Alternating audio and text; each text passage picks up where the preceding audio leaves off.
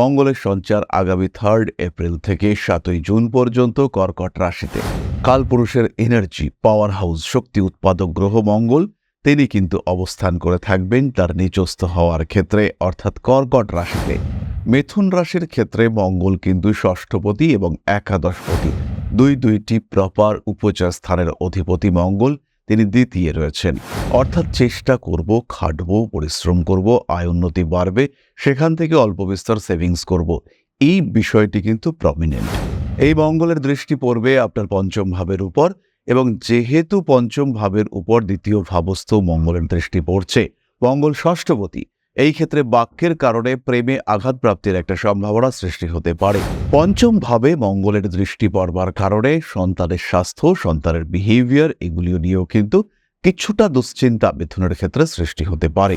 খেয়াল রাখতে হবে মঙ্গলের পরবর্তী দৃষ্টি অর্থাৎ সপ্তম দৃষ্টি, সেটি কিন্তু আপনার অষ্টম ভাবে পড়তে চলেছে। হঠাৎ করে শরীরটা খারাপ হওয়ার সম্ভাবনা এই সময় তৈরি হতে পারে। প্রিপেয়ার্ড থাকতে হবে। নিজের শরীরের ওপরে কোনো রকম অবিচার এটা কিন্তু করা যাবে না।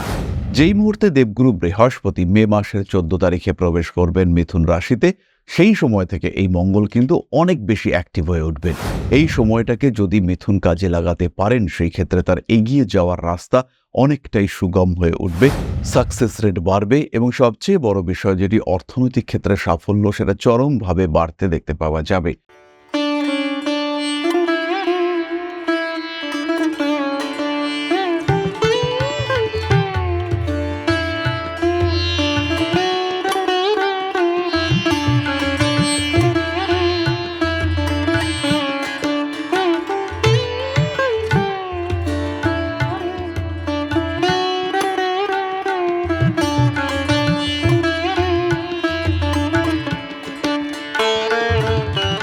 নমস্কার, ঋষিবাণী ইনস্টিটিউট অব ভেদিক অ্যাস্ট্রোলজির পক্ষ থেকে স্বাগত জানাই আজকের জ্যোতিষ আলোচনায়। আমি শান্তনু আপনাদের সঙ্গে। আলোচ্য বিষয় বিশুদ্ধ জ্যোতিষ। মঙ্গলের সঞ্চার আগামী 3 এপ্রিল থেকে 7 জুন পর্যন্ত কর্কট রাশিতে। কালপুরুষের এনার্জি, পাওয়ার হাউস, শক্তি উৎপাদক গ্রহ মঙ্গল তিনি কিন্তু অবস্থান করে থাকবেন তার নিচস্থ হওয়ার ক্ষেত্রে, অর্থাৎ কর্কট রাশিতে। এই কর্কট রাশিতে মঙ্গলের অবস্থান রাশিচক্রের এনার্জি লেভেলকে কিছুটা কমিয়ে দেবে। এর ফলে আমাদের প্রত্যেকটি রাশির মানুষদের জীবনে কিন্তু অল্প বিস্তর প্রভাব আমরা দেখতে পাব। কারোর ক্ষেত্রে বেশি, কারোর ক্ষেত্রে কম, ডিপেন্ড করবে আপনার গ্রহ অবস্থানের উপর, ডিপেন্ড করবে আপনার দশার উপর। হতেই পারে আপনার এই মুহূর্তে রাহুর দশা, কেতুর অন্তর্দশা চলছে, অথবা এটাও হতে পারে আপনার কুণ্ডলিতে এই সময় বৃহস্পতির দশা, শনির অন্তর্দশা চলছে। এই অবস্থায় কি ঘটবে সেটা কিন্তু মঙ্গলের অবস্থান এবং ট্রানজিট ক্ষেত্র, ভাব, তার উপরে ডিপেন্ড করবে। তাই অবশ্যই নিজের কুণ্ডলী সেটাই আলটিমেট কথা বলবে, কিন্তু সাধারণ আলোচনাও আমাদের শুনতে হবে। যেগুলি আমরা সাবধানতা ইন্ডিকেট করব, সেগুলিকে গ্রহণ করার চেষ্টা করতে হবে। আজকে আমরা আলোচনা করব মিথুন রাশির বিষয়ে। মিথুন রাশির ক্ষেত্রে মঙ্গল কিন্তু ষষ্ঠপতি এবং একাদশপতি, দুইটি প্রপার উপচয় স্থানের অধিপতি মঙ্গল তিনি দ্বিতীয় রয়েছেন। অর্থাৎ চেষ্টা করব, খাটবো, পরিশ্রম করব, আয় উন্নতি বাড়বে, সেখান থেকে অল্প বিস্তর সেভিংস করব, এই বিষয়টি কিন্তু প্রমিনেন্ট। তার সঙ্গে সঙ্গে দ্বিতীয়ভাবে মঙ্গল অবস্থান করবার কারণে ফেসিয়াল এক্সপ্রেশনে কিছু চেঞ্জ আসতে দেখতে পাওয়া যাবে। মুখমণ্ডলে কিছু পরিবর্তন, কিছু ব্রণ, কিছু স্কিন ইস্যু সেটা ক্রিয়েটেড হতে পারে। যাদের অ্যালার্জির টেন্ডেন্সি রয়েছে তাদের চোখ লাল হয়ে যাওয়ার সম্ভাবনা সেটা দেখতে পাওয়া যাবে। মানসিক দিক থেকে অল্প বিস্তর অস্থিরতা বাড়তে পারে। মানসিক অ্যাংজাইটি সেটা আপনার বাক্যে প্রকাশিত হওয়ার একটা সম্ভাবনা সৃষ্টি হতে পারে। বাক্যের মধ্যে, কথার মধ্যে প্রতিবাদের মেন্টালিটি সেটা বাড়তে দেখতে পাওয়া যাবে। টাকা পয়সা অর্থাৎ সঞ্চিত অর্থ ব্যবহার করে জমি, বাড়ি, জায়গা ইত্যাদি ক্রয় করবার একটা মেন্টালিটি সেটাও কিন্তু বাড়তে চলেছে। জমি, জায়গা, বাড়ি, ভূমি ইত্যাদি প্রাপ্তির একটা সম্ভাবনা সেটাও সৃষ্টি হতে পারে। আরেকটি বিশেষ বিষয় সেটি হলো আপনার জমি, জায়গা ইত্যাদি রয়েছে, এই যে আপনার ল্যান্ড বা প্রপার্টির পেপারস ক্লিয়ার ছিল না, এই পেপারসগুলি ক্লিয়ার করা কিংবা কোনো হারিয়ে যাওয়া কাগজ খুঁজে পাওয়া, এই সম্ভাবনা কিন্তু এই সময় দেখতে পাওয়া যাবে। আবার অনেক দিন ধরে জমি জায়গা খোঁজার চেষ্টা করছেন, বাড়িটা চেঞ্জ করবেন, পুরনো বাড়িটা বিক্রি করে নতুন বাড়িতে শিফট করবেন, এরকম কিছু মেন্টালিটিও কিন্তু তৈরি হতে পারে। এরকম কিছু মানসিকতা সৃষ্টি হলে সেই ক্ষেত্রে আপনার কিন্তু ইমপ্রুভমেন্টের সম্ভাবনা অনেকটাই বেশি। এই মঙ্গলের দৃষ্টি পড়বে আপনার পঞ্চম ভাবের উপর, এবং যেহেতু পঞ্চম ভাবের উপর দ্বিতীয় ভাবস্থ মঙ্গলের দৃষ্টি পড়ছে, মঙ্গল ষষ্ঠপতি, এই ক্ষেত্রে বাক্যের কারণে প্রেমে আঘাতপ্রাপ্তির একটা সম্ভাবনা সৃষ্টি হতে পারে। মঙ্গলের এই দ্বিতীয়ভাবে অবস্থানের কারণে আপনার অস্থিরতা বৃদ্ধি, রিলেশনশিপের ক্ষেত্রে জটিলতা সৃষ্টির একটা সম্ভাবনা সৃষ্টি হতে চলেছে। পঞ্চম ভাবে মঙ্গলের দৃষ্টি পড়বার কারণে সন্তানের স্বাস্থ্য, সন্তানের বিহেভিয়ার এগুলিও নিয়েও কিন্তু কিছুটা দুশ্চিন্তা মিথুনের ক্ষেত্রে সৃষ্টি হতে পারে। সমস্ত রকম অনৈতিক কার্যাবলী থেকে এই সময় মিথুনকে নিজেকে দূরে সরিয়ে রাখতে হবে। খেয়াল রাখতে হবে মঙ্গলের পরবর্তী দৃষ্টি অর্থাৎ সপ্তম দৃষ্টি সেটি কিন্তু আপনার অষ্টম ভাবে পড়তে চলেছে। হঠাৎ করে শরীরটা খারাপ হওয়ার সম্ভাবনা এই সময় তৈরি হতে পারে। প্রিপেয়ার্ড থাকতে হবে। নিজের শরীরের উপরে কোনো রকম অবিচার এটা কিন্তু করা যাবে না। এই সময় হঠাৎ করেই ঋণ মুক্তির একটা সম্ভাবনা সৃষ্টি হতে পারে। ঋণ থেকে মুক্তি পাওয়ার সংযোগ তৈরি হতে পারে মিথুন রাশি বা লগ্নের মানুষদের ক্ষেত্রে। মিথুন রাশির মানুষদের অষ্টম ভাবে মঙ্গলের দৃষ্টি পড়বার কারণে স্বামী স্ত্রী এদের মধ্যে অ্যাটাচমেন্ট বাড়তে দেখতে পাওয়া যাবে এবং এই সময় কিন্তু পারস্পরিক ঘনিষ্ঠতা বৃদ্ধি, সন্তান উৎপাদনের প্রচেষ্টা ইত্যাদি দেখতে পাওয়া যাবে এবং এই প্রচেষ্টা সঠিকভাবে বাস্তবায়িত হওয়ার সম্ভাবনা এটা কিন্তু পূর্ণ মাত্রায় রয়েছে। অর্থাৎ এই সময় মিথুনের সন্তান প্রাপ্তির ক্ষেত্রে সক্রিয়তা বৃদ্ধির সংযোগ সেটা দেখতে পাওয়া যাবে। মঙ্গলের পরবর্তী দৃষ্টি পড়বে মিথুনের নবম ভাবে। বাবার মাথা গরম হওয়ার সম্ভাবনা রয়েছে, বাবার সঙ্গে অ্যাটাচমেন্ট কিছুটা কমতে পারে। তবে পৈতৃক সূত্রে প্রাপ্তি যোগ, সম্পত্তি প্রাপ্তি, বাবা কিছু টাকা পয়সা দিলেন, আপনি ব্যবসা করবেন, বাবার কাছ থেকে কিছু সাপোর্ট পাওয়া গেল, এই ঘটনাগুলি কিন্তু মিথুনের সঙ্গে ভীষণভাবে ঘটতে পারে এবং যদি এই ঘটনাগুলি ঘটে সেই ক্ষেত্রে মিথুনের উন্নতির সংযোগ কিন্তু অনেক বেশি। অর্থপ্রাপ্তি, সম্পত্তি প্রাপ্তি ইত্যাদি সংযোগ মিথুনের ক্ষেত্রে রয়েছে। সঙ্গে সঙ্গে বাবার শরীরটাও খারাপ করতে পারে, সেই ক্ষেত্রে অ্যাংজাইটি, দুশ্চিন্তা ইত্যাদি বৃদ্ধির সংযোগ সৃষ্টি হতে পারে। মঙ্গলেরই দ্বিতীয়ভাবে অবস্থান, ষষ্ঠপতি মঙ্গল দ্বিতীয়ভাবে অবস্থান করছেন মিথুন রাশি বা লগ্নের মানুষদের আইনি জটিলতার কারণে অর্থ ব্যয়ের সম্ভাবনা এটা বাড়তে দেখতে পাওয়া যাবে। রিলেশনশিপ ইস্যু এটা ক্রিয়েটেড হওয়ার সম্ভাবনা রয়েছে। পুরনো সমস্যা জেগে উঠতে পারে, হঠাৎ করেই অ্যাগ্রেসিভ হয়ে যাওয়ার টেন্ডেন্সি সেটাও দেখতে পাওয়া যাবে। সুতরাং মঙ্গল দ্বিতীয়ভাবে প্রবেশ করছেন, মঙ্গল নিচস্থ, দুর্বল কিছুটা এই মঙ্গল। মিথুন রাশি মিথুন লগ্নের মানুষদের এই মঙ্গলের প্রভাব যে মারাত্মক অ্যাফ্লিক্ট করবে তা নয়, তবে এর কিছু ব্যাপক পজিটিভিটি আমরা দেখতে পাব। যেই মুহূর্তে দেবগুরু বৃহস্পতি মে মাসের 14 তারিখে প্রবেশ করবেন মিথুন রাশিতে, সেই সময় থেকে এই মঙ্গল কিন্তু অনেক বেশি অ্যাক্টিভ হয়ে উঠবেন। এই সময়টাকে যদি মিথুন কাজে লাগাতে পারেন সেই ক্ষেত্রে তার এগিয়ে যাওয়ার রাস্তা অনেকটাই সুগম হয়ে উঠবে, সাকসেস রেট বাড়বে এবং সবচেয়ে বড় বিষয় যেটি অর্থনৈতিক ক্ষেত্রে সাফল্য সেটা চরমভাবে বাড়তে দেখতে পাওয়া যাবে। নিশ্চিন্তে থাকতে পারেন মিথুন, এই অ্যাক্টিভ যোগকে যদি কাজে লাগানো যায় সেই ক্ষেত্রে মিথুনের কিন্তু উন্নতি হবেই, ডেভেলপমেন্ট আসবেই। তাহলে এবার আমরা চলে আসি প্রতিকার সংক্রান্ত আলোচনা প্রসঙ্গে। মিথুন রাশি বা লগ্নের মানুষরা এই সময় ধারণ করতে পারেন রেড জাসপার ব্রেসলেট, তার সঙ্গে সঙ্গে ক্লিয়ার ক্রিস্টাল ব্রেসলেট।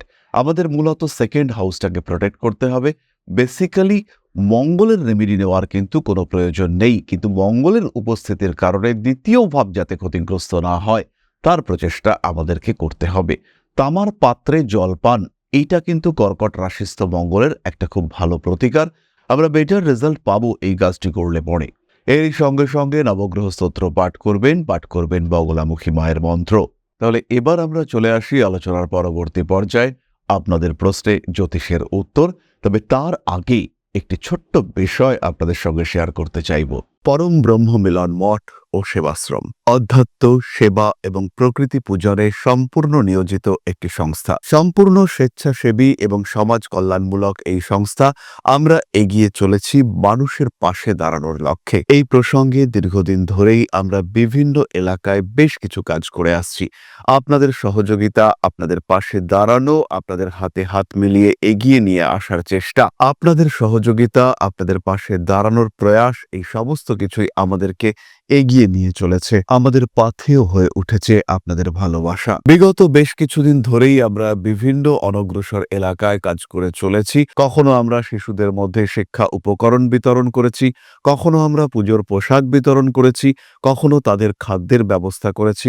আমরা কন্টিনিউয়াসলি তাদের পড়াশোনার জন্য 2টি ফ্রি কোচিং সেন্টার শুরু করেছি। তাদের মধ্যে ক্রিয়েটিভ অ্যাক্টিভিটিগুলিকে জাগ্রত করবার জন্য সম্পূর্ণ বিনামূল্য একটি নৃত্য শিক্ষা প্রশিক্ষণের ব্যবস্থা সেটা আমরা করতে সক্ষম হয়েছি এবং এই প্রত্যেকটি পদক্ষেপেই আমরা পেয়েছি আপনাদের সঙ্গ, আমরা পেয়েছি আপনাদের সহযোগিতা, আমরা পেয়েছি আপনাদের ভালোবাসা। আমরা শীতকালে কম্বল বিতরণ করেছি, আমরা মায়েদের মধ্যে খাদ্য উপকরণ, পুষ্টি উপকরণ বিতরণ করেছি, আমরা বিতরণ করেছি ডেঙ্গুর সময় প্রচুর মশারি। এই প্রত্যেকটি কাজেই আপনারা ছিলেন আমাদের পাশে। বর্তমানে মানুষের ভালোবাসায় আমরা ধীরে ধীরে আরেকটু বড় হয়ে উঠছি। এই অবস্থায় বর্তমান পরিস্থিতিতে এই কাজগুলিকে আরো এগিয়ে নিয়ে যাওয়ার জন্য, সুষ্ঠুভাবে করবার জন্য প্রয়োজন একটি পরিকাঠামো। তাই আমরা চিন্তা ভাবনা করছি একটি আশ্রম ফরমেশনের এবং এর জন্য প্রয়োজন জমি, এর জন্য প্রয়োজন পরিকাঠামো। তাই যারা আমাদের সাবস্ক্রাইবার রয়েছেন, যারা আমাদের ভিউয়ার রয়েছেন, যারা আমাদের ফলোয়ার রয়েছেন, যারা আমাদেরকে ভালোবাসেন, যারা আমাদের পাশে থাকেন, প্রত্যেকটি সহানুভূতিশীল মানুষের কাছে আমাদের অনুরোধ, সাধ্যমতো সামান্য পরিমাণে আপনারা এগিয়ে আসুন। বিন্দু বিন্দুতে সম্পূর্ণ হবে সিন্ধুর গঠন, তৈরি হবে পরম ব্রহ্মমিলন মঠ ও সেবাশ্রমের পরিকাঠামো। তাই যারা বিভিন্ন সময় বিভিন্ন অবস্থায় মানুষের পাশে গিয়ে দাঁড়ান, যারা প্রকৃতিকে ভালোবাসেন, যারা জীবনকে এগিয়ে নিয়ে যাওয়ার পথে অন্যকে সাহায্য করতে পছন্দ করেন, সেই রকম প্রত্যেকটি মানুষের কাছে আমাদের সাধারণ অনুরোধ, আমাদের এই মহৎ উদ্দেশ্যকে সফল করে তুলবার জন্য যতটুকু সম্ভব, যতটুকু সাধ্য অবশ্যই এগিয়ে আসুন, বাড়িয়ে দিন সামান্য সহযোগিতার হাত। অধ্যাত্ম, সেবা এবং প্রকৃতি পূজনের এই মহান কর্মে, মহান ব্রতে ব্রতী হয়েছি আমরা। আমাদের সঙ্গে হাতে হাত মিলিয়ে আপনারাও যতটুকু সম্ভব এগিয়ে আসুন। সবার প্রচেষ্টায় এই বিরাট কর্মযজ্ঞ সাফল্যমণ্ডিত হবে। সবাইকে জানাই অগ্রিম ধন্যবাদ। আমরা জানি আপনাদের সহযোগিতা আমরা পাবো। বেশ কিছুদিন ধরেই বহু মানুষ আমাদেরকে সাহায্য করে চলেছেন, কারণ আমাদের ইন্ডিভিজুয়াল সামর্থ্য অতি ক্ষুদ্র, তার মাধ্যমে এই মহৎ কার্যগুলিকে সম্পূর্ণ করা সম্ভব নয়।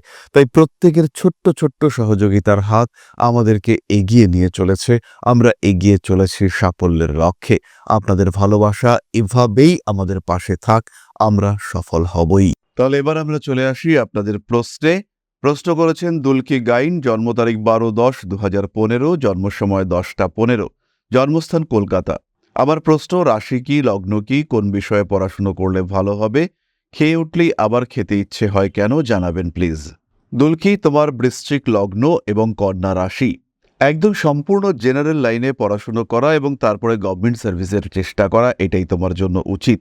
দশমভাবে মঙ্গল, বৃহস্পতি এবং শুক্রের অবস্থান, এটা চাকরি প্রাপ্তিকে নিশ্চয়িত করেছে।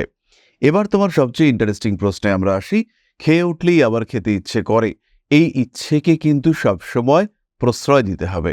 দেখতে হবে খেয়ে উঠবার পরে আবার খেয়ে, আবার খেয়ে উঠবার পরে আবার খেয়ে কতবার তুমি খেতে পারছো।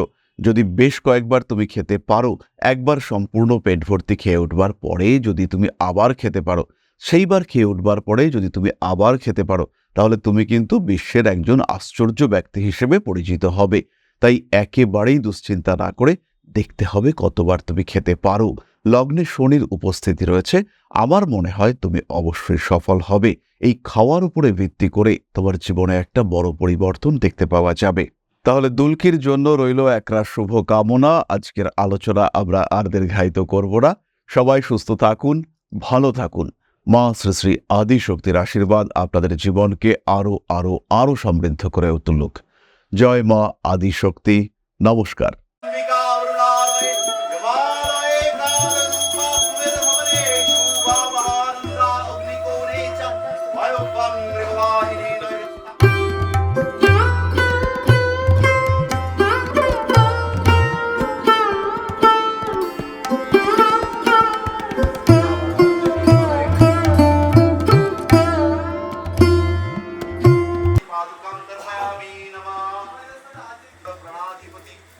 दक्षिणा कालिका परिषदाय स्वाहा।